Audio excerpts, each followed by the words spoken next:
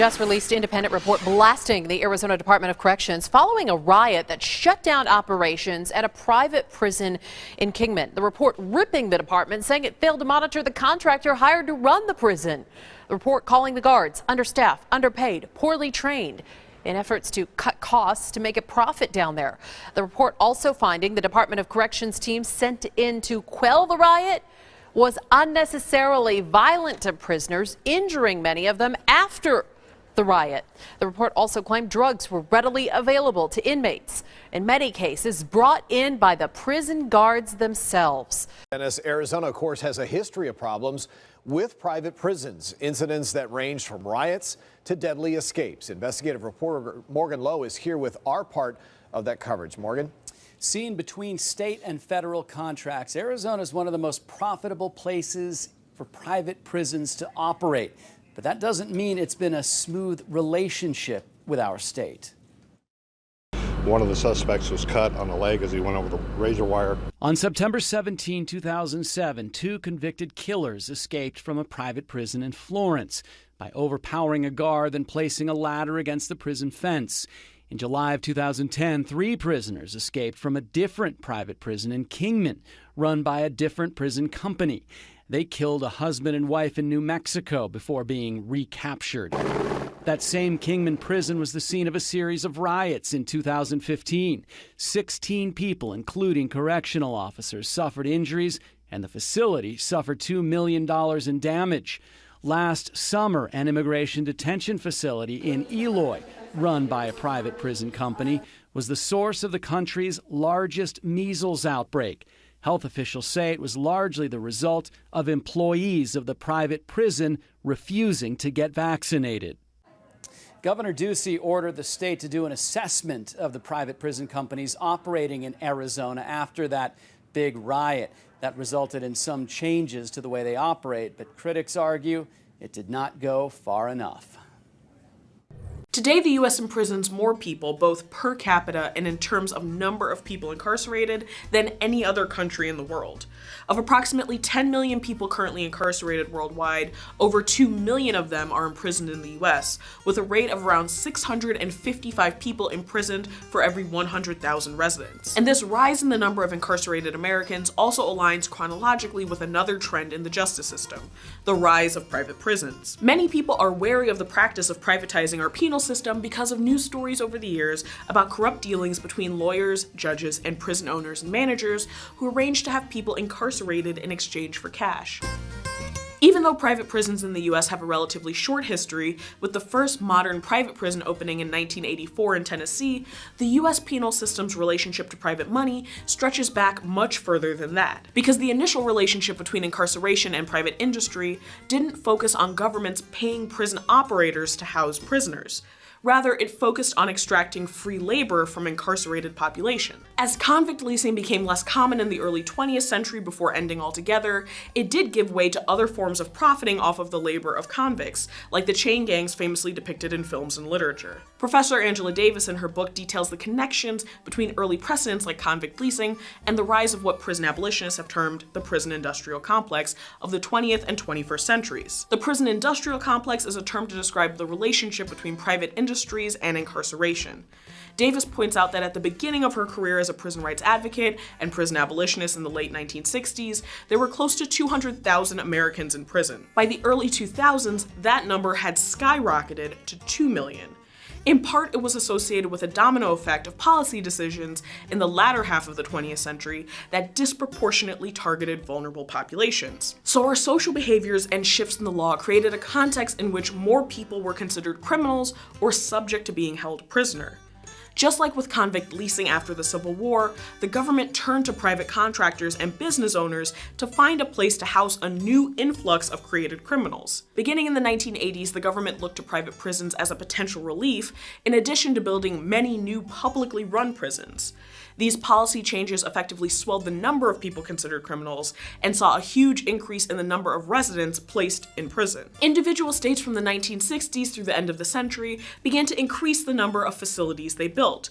And starting in the 1980s, the prison population swelled as a result of Reagan-era war on drug policies that targeted nonviolent drug offenders with hefty jail sentences in order to tackle the rising specter of drug addiction in this country. These same policies were continued through subsequent Republican and Democratic administrations in the 1990s.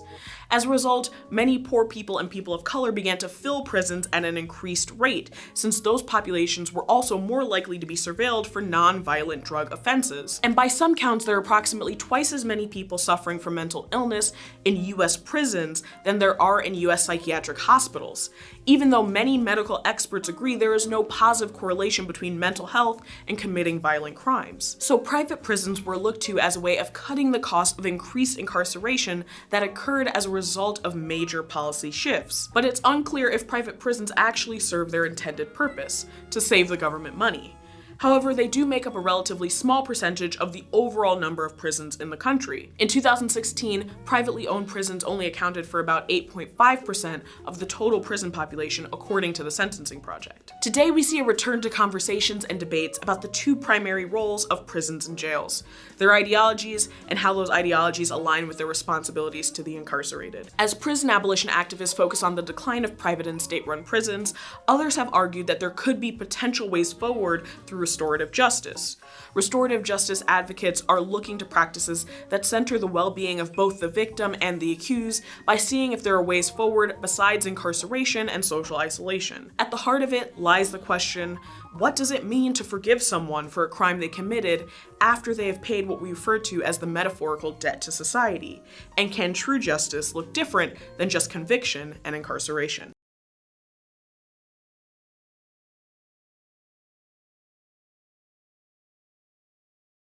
Good afternoon.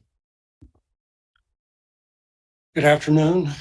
I'm John Dacey, appearing on behalf of plaintiffs. May it please the court. We are asking, I'd like to reserve 2 minutes for rebuttal with Right. leeway.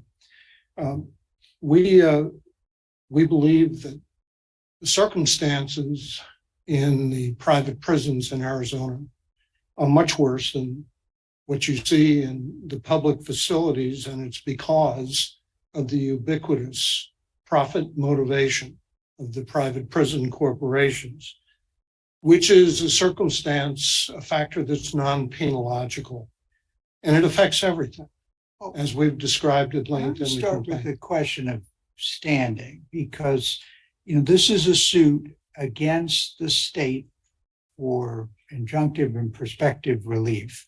And as I understand it, both of the named plaintiffs are no longer in the custody of the Arizona Department of Corrections at all. Is that correct?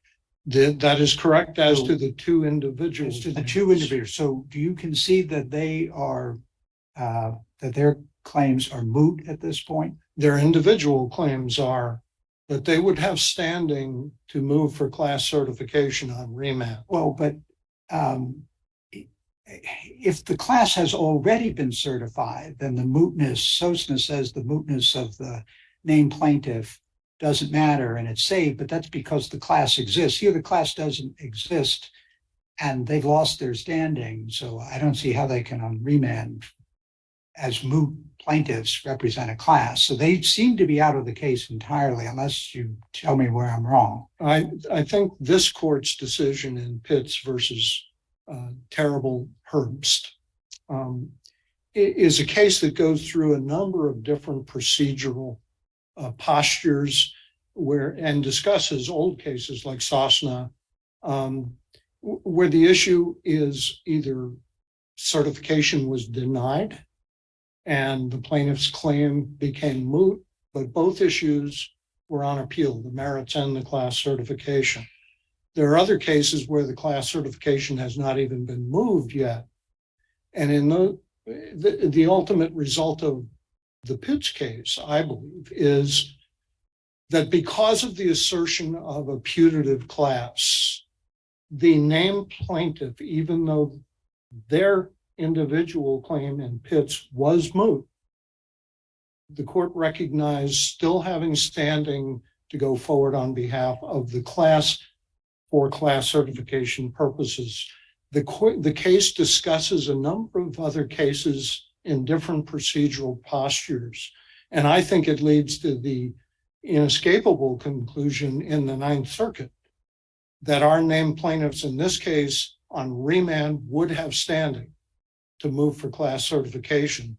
The second thing, of course, is the NAACP Arizona chapter is a plaintiff in this case, not just in its own right, but on behalf of members who would have standing to sue over the same circumstances as any other person that is incarcerated in the private prisons through the department. Well,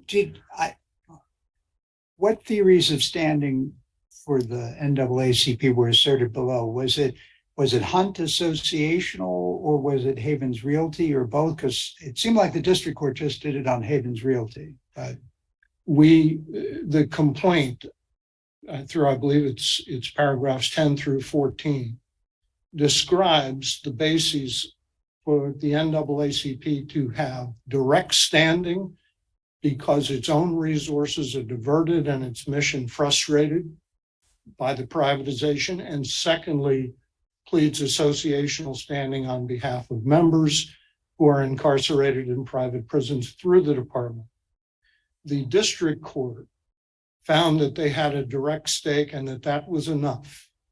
And once satisfied that a plaintiff had standing to go forward, that standing issue, they didn't go into the second piece of it, Judge. And the second piece, did you plead facts in the complaint that would establish that there were members who would have standing individually? That's one of the Hunt elements. So that occurred through, I would say, the court's jurisdictional briefing request.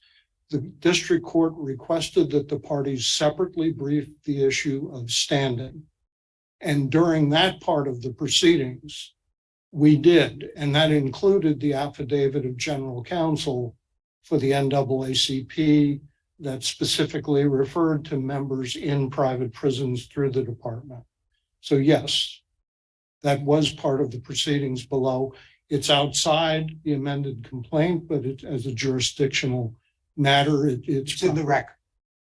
Excuse me? It's in the record and therefore that's correct. Yes, it is. And then on Havens Realty, does the NAACP, as in Havens, provide services to particular prisoners who would be subject to these problems, or that's not the particular the affidavit theory? The affidavit actually goes into that in terms of, as an example, discussing having to work with people that were in the private Kingman prison when that facility was closed by the department because of the mismanagement. So yes, that is also part of the record below. Counsel, I want to make sure that to give you a chance this afternoon to address your structural bias procedural due process claim. As I understand it, Arizona prohibits private prison staff or officials from being involved in discipline, imposing discipline, or in calculating credits, taking away credits. So tell me your theory on how the private prison really extends the length of incarceration. So, Judge, I'm going to ask the entire panel one favor. I am having a little bit of difficulty with new hearing aids. If you can speak close to the microphone, thank you. Do you want me to? Would you like me to repeat that? Oh, much better. No, you don't need to repeat it. So the district court order in footnote 6 specifically acknowledges that we have asserted two procedural due process claims. One being the lack of due process at the time of transfer or placement in a private prison. With regard to that, we think it's black letter law. Our clients were absolutely entitled to due process regardless of how the merits come out, and that's the Wilkinson case. But in answer to your question, Judge, so the court notes the two due process claims in the footnote, the second one being structural bias, and never returns to it. So in the order of dismissal, that's dismissed the case with prejudice. The district court never addresses the merits of the structural due process claim, which of course followed the filing of an amended complaint with additional factual allegations that track the district court's concerns with the original complaint. So the district court never returned to that. Right. Well, now we're here and I've got the complaint in front of me. I'm not sure, based on the allegations of the complaint, that I understand how a structural bias due to the profit motive lengthens incarceration. So that's an interesting theory. I'm not sure you have the allegations here. So number one, I wanted you to address that. And number two, to the extent that the allegations are insufficient, do you have any additional facts that you would proffer if you were given an opportunity to amend this complaint again? And so first of all, we plead that the profit motive is ubiquitous. It affects every aspect, every kind of decision that's made inside a private prison wall. And that includes, for example. Well, okay, those are very vague allegations. I'm looking at the kind of what I understand to be the heart of your structural bias claim, and that the profit motive leads to COs and private prisons writing up inmates for discipline more frequently than they would be had they been incarcerated in state facilities, right? I don't understand the connection between that and the lengthening of their imprisonment. I think that's where you want to go, but Arizona law prohibits private prison staff from being involved in imposing discipline, calculating credits. And so there's a bunch of steps missing in between, a bunch of allegations missing in between. So I realize that we're at the dismissal stage. That's why I'm focusing on the allegations, the complaint.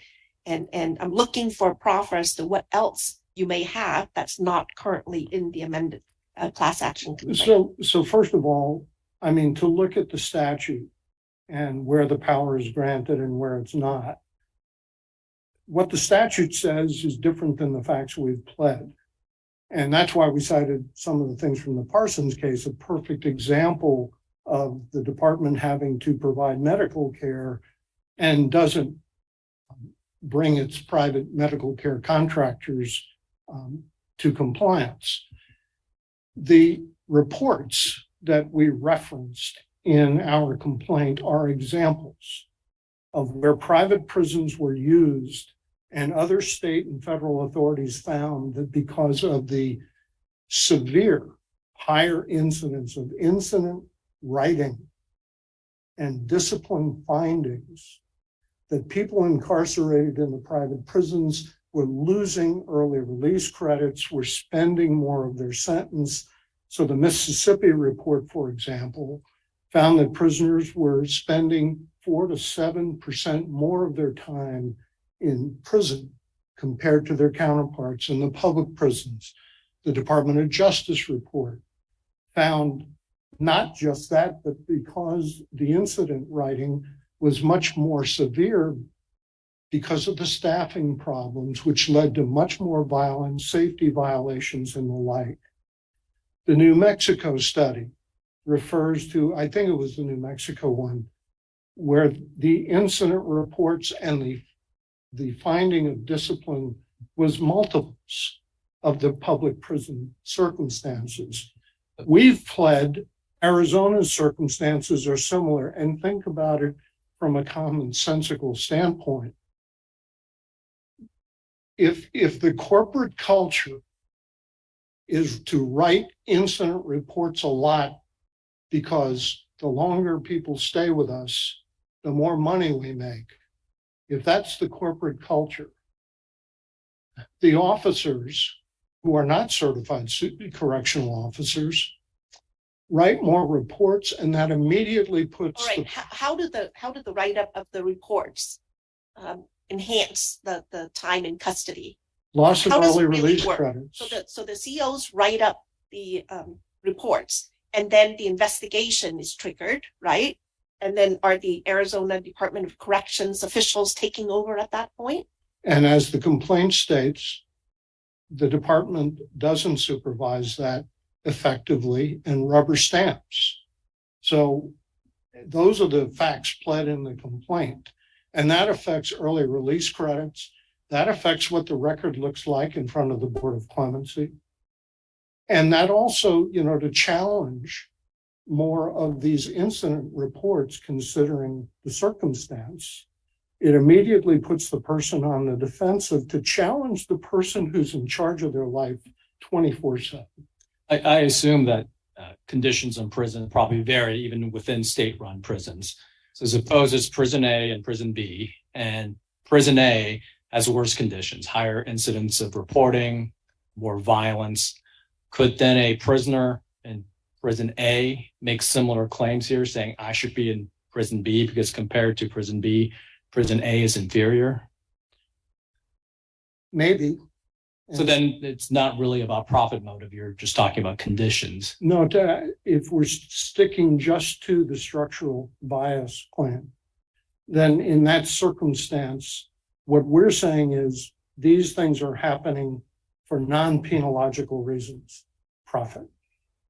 The circumstance of public to public, I would go look at the Wilkinson case in the procedural due process context.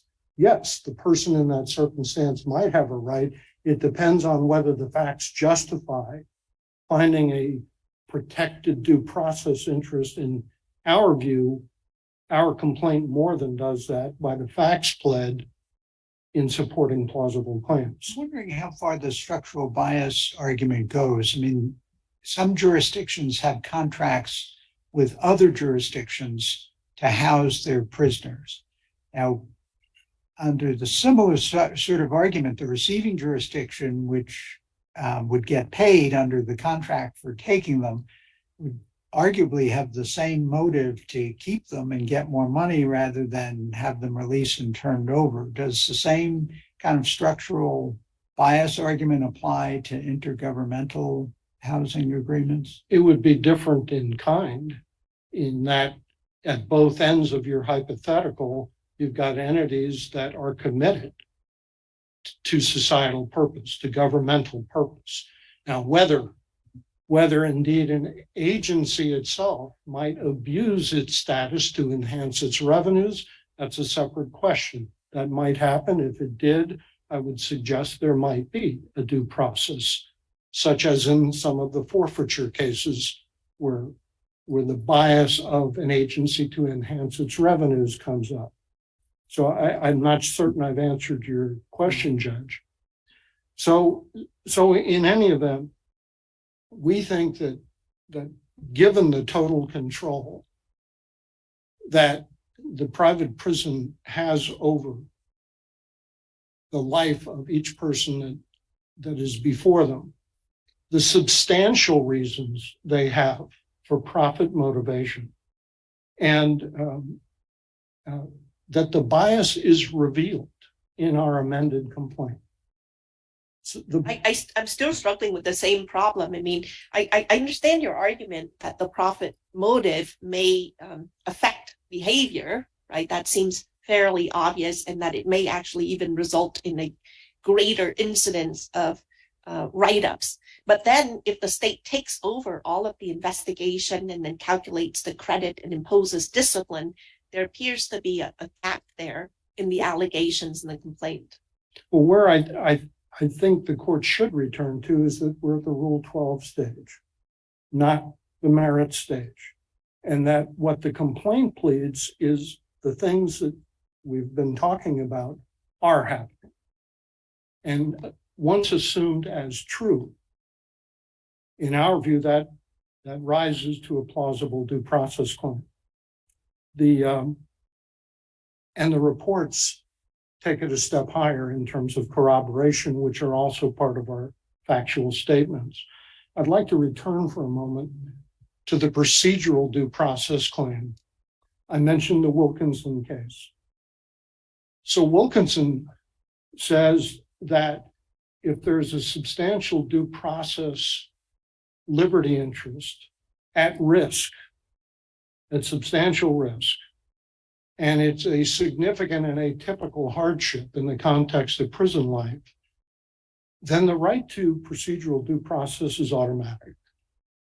It doesn't matter whether you're going to win your claim on the merits or not, but the harm is not allowing due process at all. And our complaint pleads in a systemic manner. That's not present here. And we should win on that claim alone because the court required in its dismissal order that the plaintiffs prove harm. And the case law makes it clear. You don't have to have actual harm. It just has to be risk. I realize I'm down to a little less than 2 minutes. With the court's leeway, I'd like to reserve a couple of minutes for rebuttal. All right.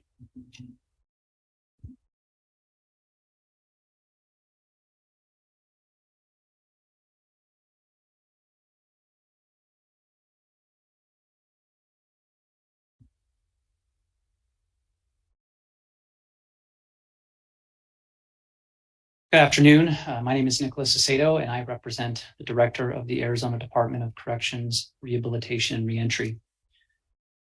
We were only able to talk about 2 of the substantive claims. So far, I'd like to go right at those 2 first.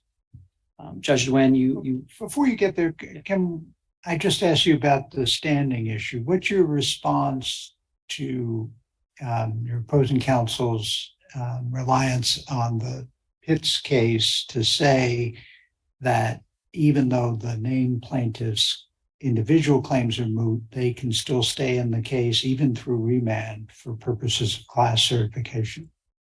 I disagree with that point, Your Honor. I think Sosna and the Supreme Court cases say the opposite. Here, there was no class certification until and unless there is a certified class. None of the putative class members have claims. And in order to certify a class, the named plaintiffs also have to have typicality in their own standing. They're no longer in the facilities. They don't have standing to bring either an injunctive or claim for declaratory relief. That's all that's pled here. So if this were to go back on remand, those 2 plaintiffs are out. They cannot continue forward. I mean, but Pitts did seem to say,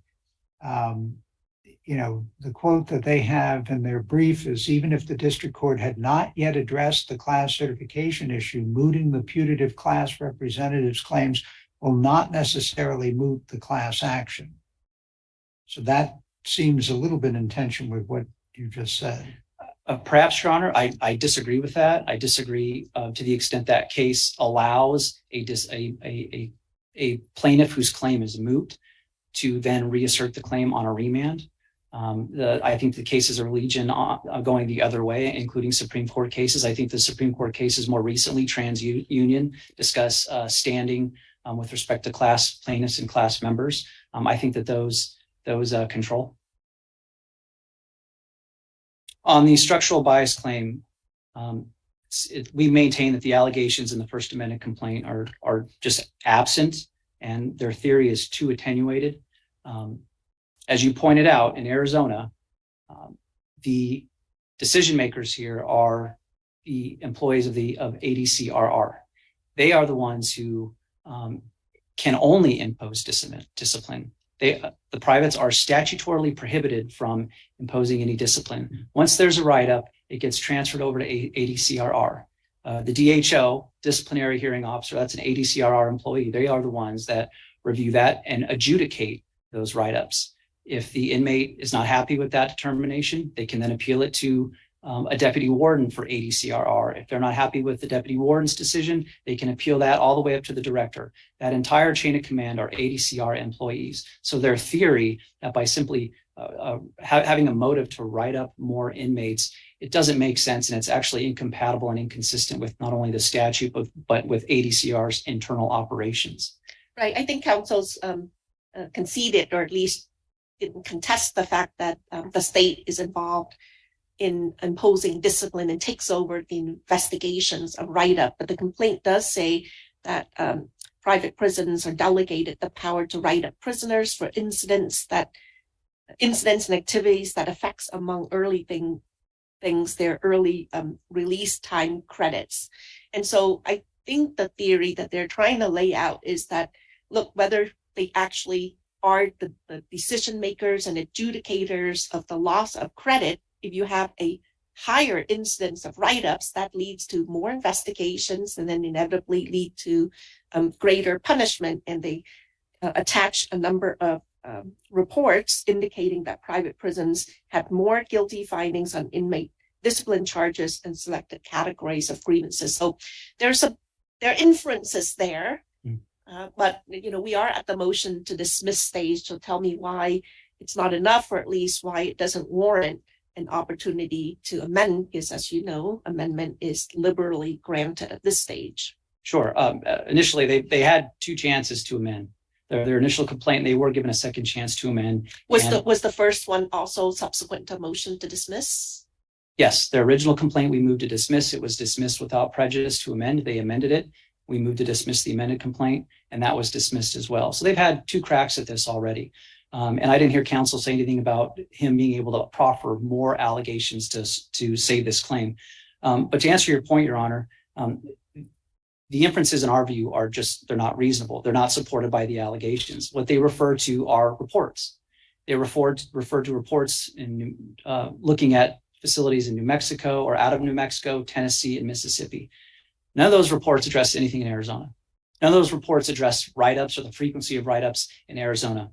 Actually, the New Mexico and Tennessee reports they cite, that report was done in 1999, more than 20 years ago.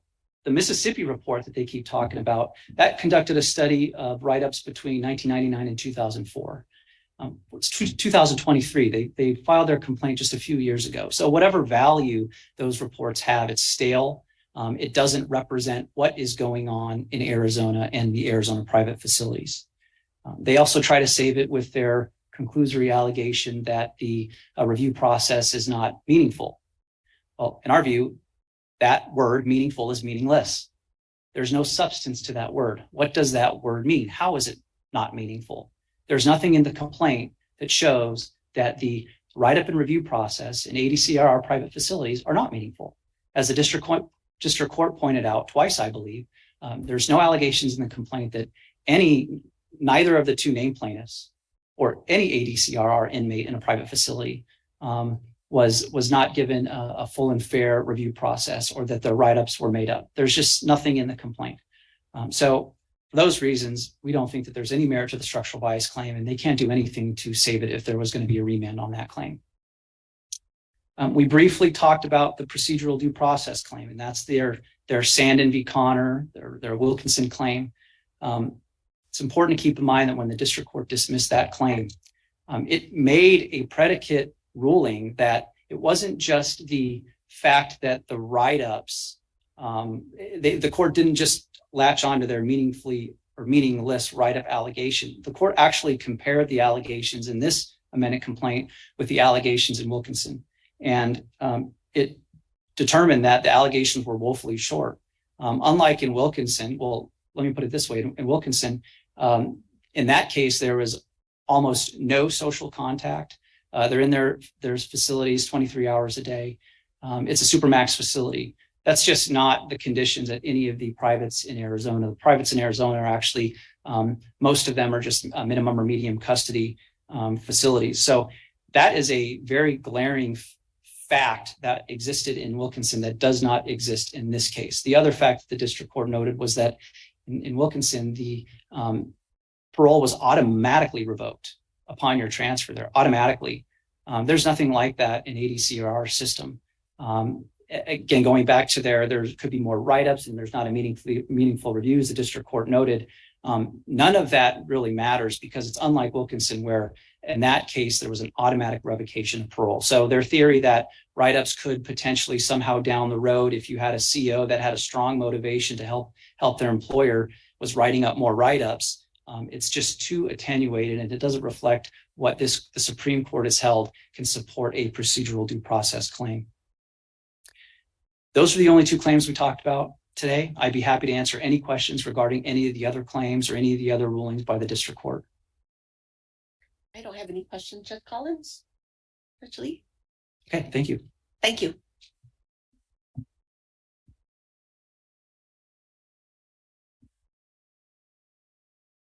The Wilkinson court found that there were three prongs to look at in determining whether a protected due process interest was present. It wasn't limited to its facts. Our complaint satisfies those.